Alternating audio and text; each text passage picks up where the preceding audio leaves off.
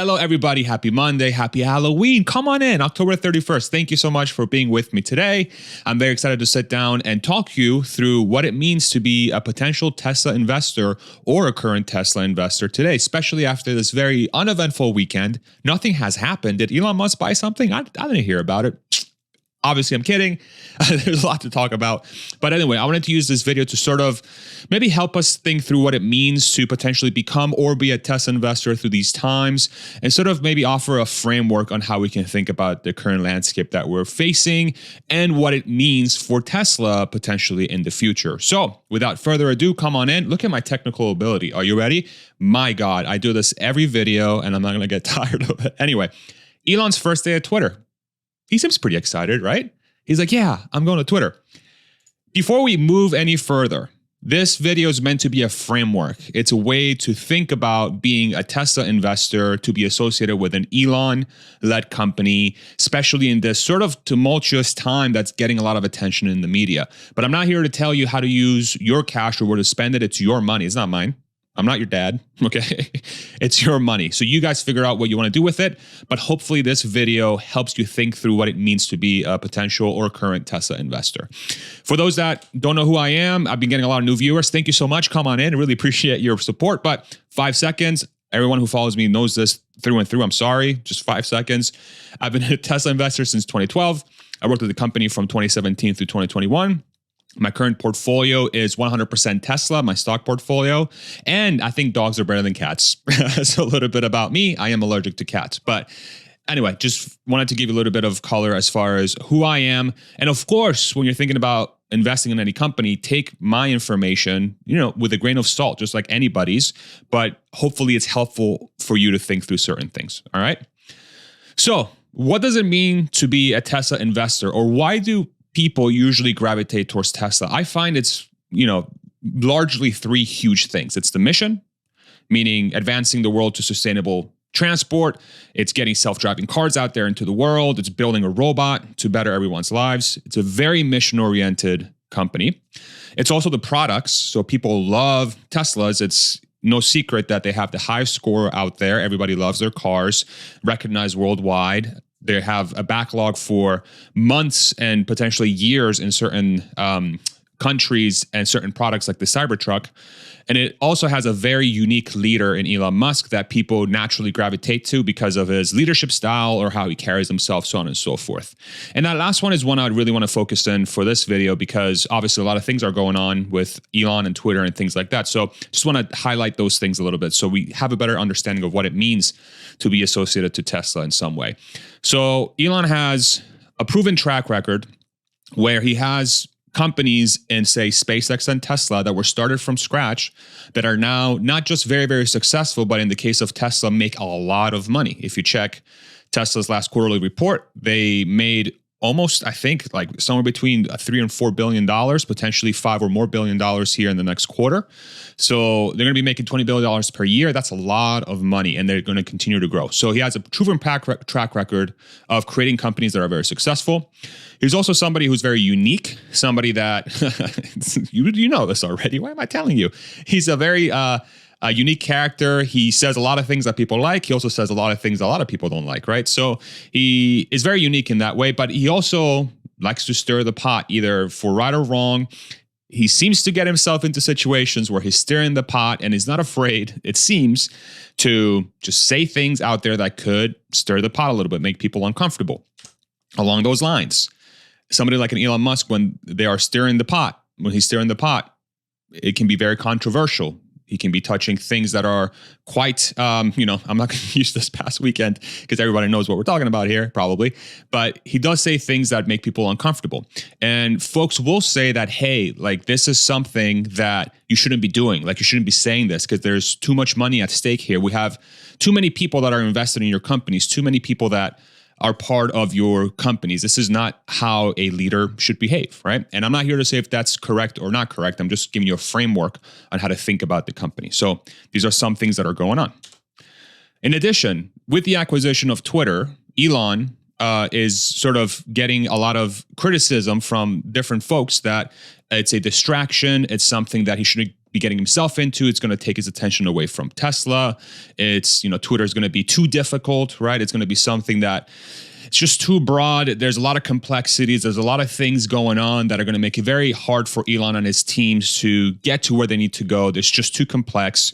And of course, being part of a media company now, it puts a target on your back, right? Now that you're somebody that, you already see the headlines. Elon Musk owns Twitter, has access to hundreds of millions of people, right? There's a lot of, there's a huge target on your back now as a leader of a social media company. So folks are concerned about that. It's like, hey, what does this mean to me as an investor? What kind of problems is this going to pose? On the flip side, those that are proponents for Elon taking over the company view this as an important thing. It's sort of similar to the other companies like Tesla and SpaceX. It's something that's important. It's moving free speech forward and ensuring we have a place where all of us can sit down and discuss ideas. I'm not saying if it's going to be true or not, but that's the thought process behind why folks view this as an important thing. It's also a competition to old standing companies like Facebook and that's the only one that's coming to mind right now. Snapchat, Instagram, TikTok. You have all these other social media companies out there that are just sort of fill the same sort of mold and are not necessarily doing anything too innovative as far as different products go. So YouTube, I love YouTube. Obviously, I'm a YouTuber, but there's no competition for YouTube, right? So the thought process is you get somebody of his track record to take over these companies like a Twitter. Maybe you offer a competitor that makes everybody better, and the end consumer like us benefits from that. And transformative. So take those two things that we just talked about. Twitter could be something that's transformative, something that can really change the world, something that is, could turn into this everything app that Elon has talked about, where everybody does everything. You can do banking, you can do media, you can upload videos, you can consume everything you want, and it transforms the way we communicate, right? So the way I observe that sort of dynamic between why people are sort of hesitant about what's going on right now, specifically with their Tesla investments in relation to Twitter and sort of the folks that view it as a positive, for me, and again, take it with a grain of salt, seems to be par for the course. As far as what he's focusing on and the things he wants to do. The biggest difference, though, is that now everybody knows who Elon is. When Tesla was started back in 2000, actually, let me bring myself in. Monologue. When Tesla was started back in mid-2000s, around the time as when SpaceX was started, Elon wasn't really that well known, right? He was just the dude that got a piece on some news site or some news channel. The dude that sold PayPal and made a bunch of money, right? So that was sort of the thing behind Elon, but he wasn't well known. He wasn't kind of like this household name that he's becoming now. So really, that's the biggest difference, in my opinion, that has changed from then and now. It seems like the pathway towards solving problems really hasn't changed. It's just refocusing from engineering a little bit to social media or something that he believes is important enough to take on. But it's a big challenge. It's something that appears to be large. And from that standpoint, I think it's very much par for the course. So I just think it's important to highlight that because it does feel like it's different, but it's maybe important for us to question, but is it really though? So, and that's why I wanted to throw out this slide is perhaps you ask yourself that question. Tell me if I'm wrong thinking about this, but it seems to be of the same mold. It's just everybody knows him now. So there's a lot more attention. So then the question is that good or bad? Is that dynamic of seems to be doing the same thing that he wants to tackling huge problems, but now that everybody knows him, should he continue to do that? Or is it a good or bad thing, right? So as it pertains to Tesla specifically, I think the three variables that hold true for anybody as they're thinking about, their investment or if they want to invest. Elon is Elon. And this gets said a lot, but Elon is Elon. He has shown a track record of, being himself. Yes, he's become a little bit more polished, but he does have foot and mouth moments, but he's not afraid to have foot and mouth moments, it seems. So it's important to keep that in mind. Some view that as a risk, some view that as charming, some view that as a non-issue, right? So that's one that exists. Elon is Elon, and he's very unorthodox in his approach. The second variable that I think we have to think through is why am I invested? Why am I buying Tesla stock? Why is this something that I chose to? Is it purely because I want to make money? Is it because I believe in the leader and I feel like I'm part of something bigger? Is it because I really believe in their products? Is it because I want something that over time it's going to build my wealth? Do I want to make money next month?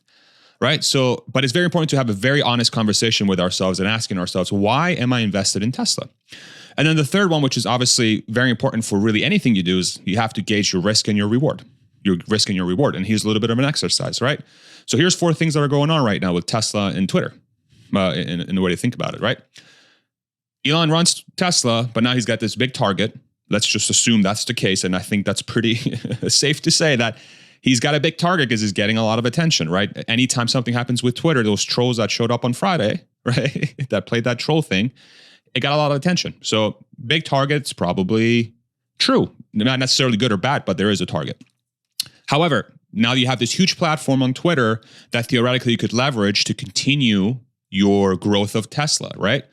If people see that you're kicking ass at Twitter and your product is becoming incredible, and very few people have access to a Tesla, but they can see what you're doing with Twitter, maybe that could be a huge selling point for Tesla. Whoa, Elon's really good at building stuff. Maybe I should just buy Tesla because Twitter is awesome, right? Or just a marketing campaign, right?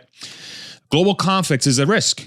Okay, now you're taking over Twitter. You're going to be in a bunch of different jurisdictions and countries that have different laws. What if you overstep your laws? What if you get into trouble with that? What does that mean for Elon? What does that mean for the reputation of his companies, right? So now it's a risk. It seems like a risk to me, at least. And the other sort of good thing that has happened is that Elon has a proven track record, like SpaceX, Tesla. These are huge companies that are very, very successful, that are incredibly difficult to execute on, but he has executed. So that seems like a good thing, right? He's done it before. Why can't he do it again? What are the variables that might stop him? So this is sort of a good way, I think, to think about risk reward. Like, what are the good things that are happening and what are the quote unquote bad things that are happening? A surefire way to ensure, I believe, that you're not tricking yourself into something is to always check for overexposure, meaning that are you too invested in something that that you're not really sure about, or that you feel uncomfortable about? So 100%, I'm 100% in Tesla, right? Let me go monologue style again. I feel like I'm doing like a Shakespeare play or something. I'd be the last person on a theater freaking stage. But anyway, I'm 100% in Tesla, but I'm comfortable being 100% in Tesla because I have other sources of income. I have real estate and I have things that, say Tesla goes down 80%, I'm still going to be okay, right? So in my mind, I'm not overexposed, but folks that are, maybe really depending on the stock to perform a certain way, especially in the short term, could be, let's say, impact in an outsized way by the things that are happening around Twitter, Tesla, and Elon, and so on and so forth. So it's very important to be comfortable with what you are invested in and how much money you've put in something. If you feel like you have too much, don't listen to me, but maybe sell a little bit, right? Like, just get yourself in a place where you don't feel like you're overexposed, and that when something happens out there in the world is going to make you like second guess your investment, right? The best situation for any investor to be in is to feel 100% confident in where your money's at. And that's a very hard thing to do, but getting yourself to that point, especially through any craziness that happens around it, is a surefire way to capitalize on opportunities, right? So ensuring that you're not overexposed gives you the most clarity of mind to ensure that you're making the right decisions at those moments, if that makes any sense. I hope it does. That's what you came to this video. And then the second one is calibrating for the time frame. So if you're somebody who's invested in Tesla for the short term, be real with yourself. Be like, okay, I am in here to try and make a buck. I'm here, and that's fine. I'm not saying that's good or bad, but like, make sure you're honest with yourself. Why you're invested? What's your time frame here? Are you just buying to try to make some money in the next 3 to 6 months, or are you invested for 5 to 10 years? And those two are two vastly different things. They're so different. It couldn't be any more different. I am very much long-term, but I'm not going to stop you if you wanted to invest short-term. But you have to ask yourself, is how you're feeling about your investment calibrated for the short-term or the long-term? If you're calibrated for the long-term and any headline with Elon's making you stressed out, make sure that you're being honest with yourself. Make sure that you're being honest with yourself, that you're invested for the right reasons. All right? So to sort of wrap this up in a bow, I'll try to anyway. Here are, I think, the 3 best ways to conclude this sort of talk. I don't even know what this is, a video. Elon is a maverick, I think. I really do think he's somebody that does whatever he wants in a way. He believes that his method is correct. I do see that he does correct for things if he does end up being wrong, but he's very much somebody that he builds the path for folks to follow him through. All right. That's just facts, I think. I don't think that can be argued. What can be argued is the correct path, right? But he does build paths. And in that respect, I don't think that changes, and it's true. And those who build paths are the ones who actually lead towards good outcomes. They're really the only ones. You can't just sit still and do nothing. You have to build a path. So Elon's a path builder, maverick. Tesla is also transformational. It's true, right? It's a company that started in 2006, 2007, is now by far the largest electric vehicle car maker in the world. It's making a ton of money. It's going to continue growing. A lot of videos cover Tesla's actual impact from a business perspective. I don't have to rehash it, but I think a lot of people that want to invest in Tesla recognize the fact that this thing has a long way to go still. Way too many technologies they're investing in. And then third, and I don't think this gets talked about enough, it is an uncomfortable experience to be a Tesla investor. Why? When you have a company that's that transformational and you have a leader that does what he feels like he needs to do and is very open about it, that opens up a lot of chances for there to be a perception that that thing is controversial.